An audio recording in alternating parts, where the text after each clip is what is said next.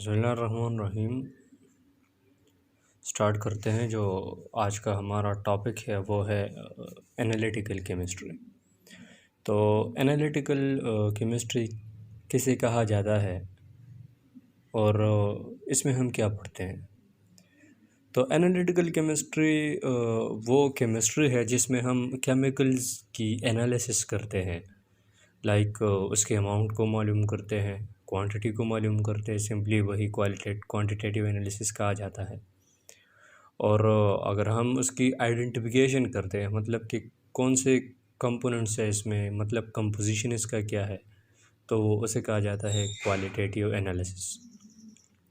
तो analytical chemistry में हम सिंपली पढ़ लेते हैं कि जो रिलेटेड है, it is related with the chemical characterization of matter and answering to four basic questions like what is it, where is it, how much is it, and what arrangement or structure does it have।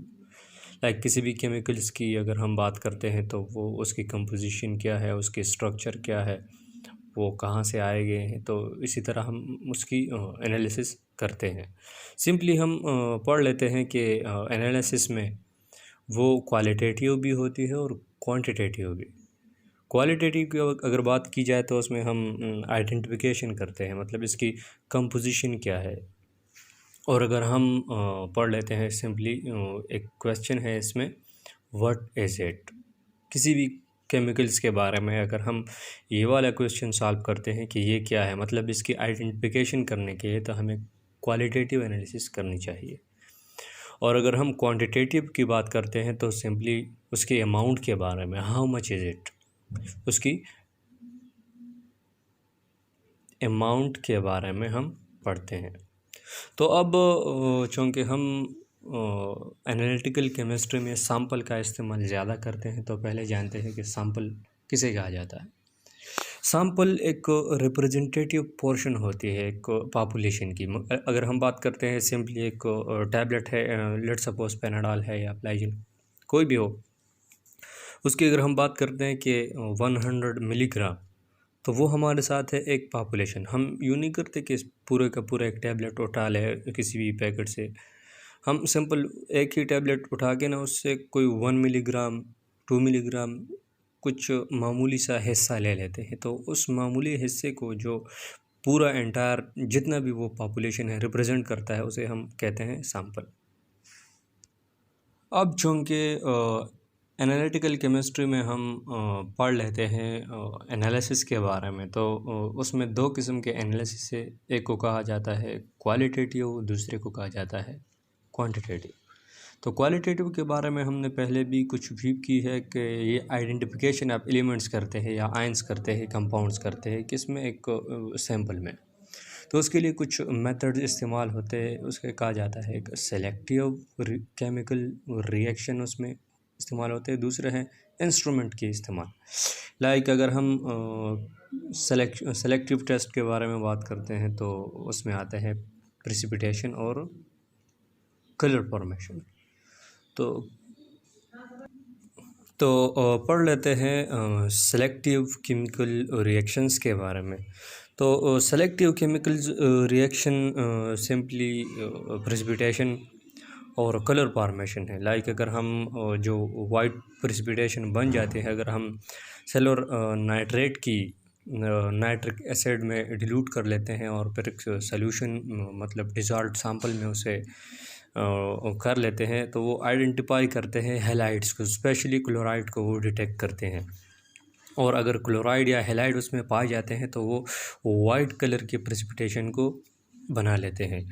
और अगर वही solution मतलब silver nitrate with nitric acid अगर हम कर लेते हैं किसी भी सैंपल में, और वो कलर फॉर्मेशन करते हैं, मतलब किसी भी कलर को जन्म देते हैं, बना लेते हैं, तो वो फंक्शनल ग्रुप की, मतलब ऑर्गेनिक सब्सटेंस की और कंपाउंड्स की जो फंक्शनल ग्रुप है, लाइक कीटोन्स, अल्डिहाइड जितने भी है, तो वो कलर बना लेते हैं। तो हम इंडिकेट, वो हमें मालूम हो जाता है कि ये फंक्शनल ग्रुप ऑर्गेनिक कंपाउंड्स की है।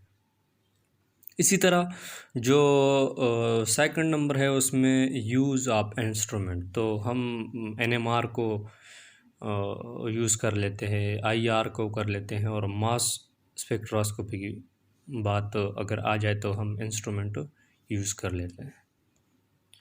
तो क्वालिटेटिव जितने भी टेस्ट हैं या रिएक्शन है वो दो तरह के होते हैं। हमने पहले भी बताया कि सेलेक्टिव है।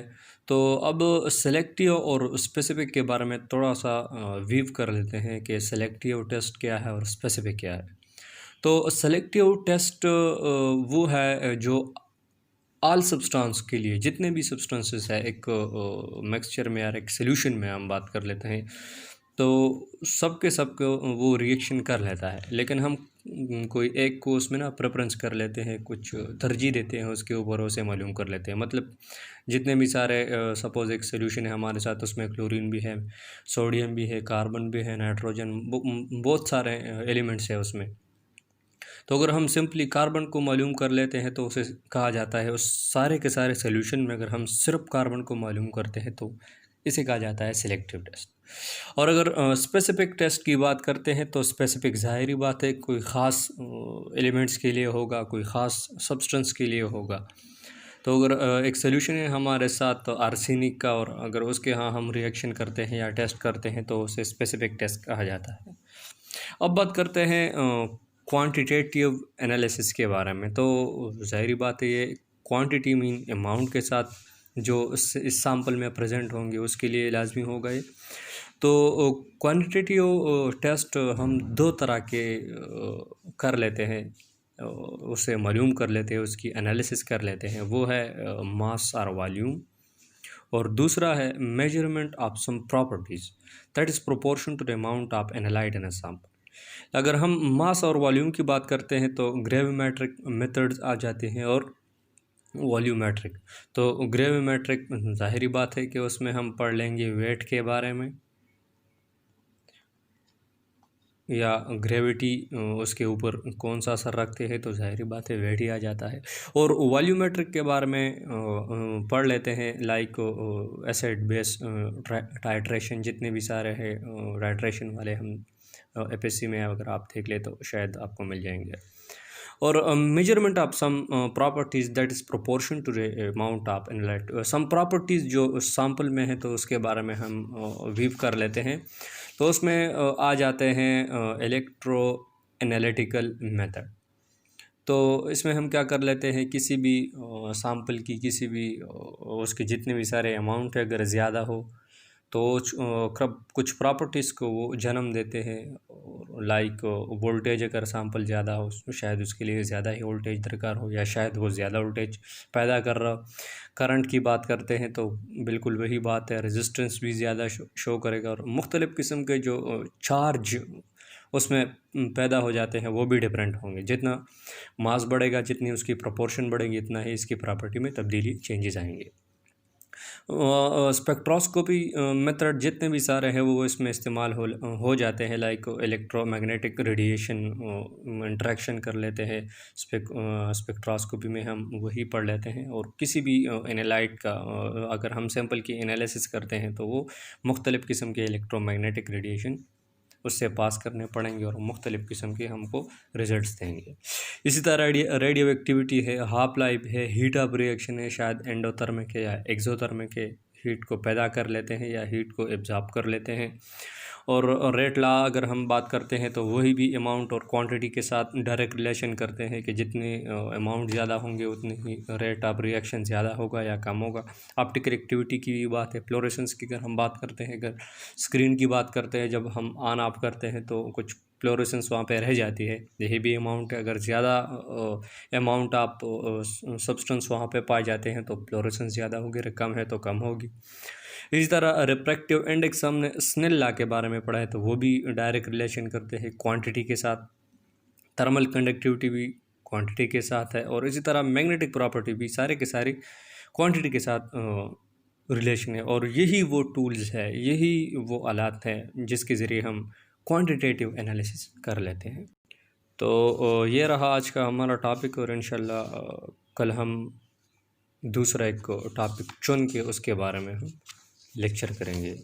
जो मेरे सबसे दोस्तों से जितने भी सारे हमारे इस वीडियो को देख रहे हैं, सबसे यही इल्तमास है, यही मिन्नत है कि काइंडली हमारे इस चैनल को सब्सक्राइब कीजिएगा, और कमेंट में अगर मेरे से कुछ मिस्टेक हो गई है तो वो भी सीधा करवा दें, और अगर आप कुछ पूछना चाहते हैं तो भी पूछ सकते हैं। Thank you.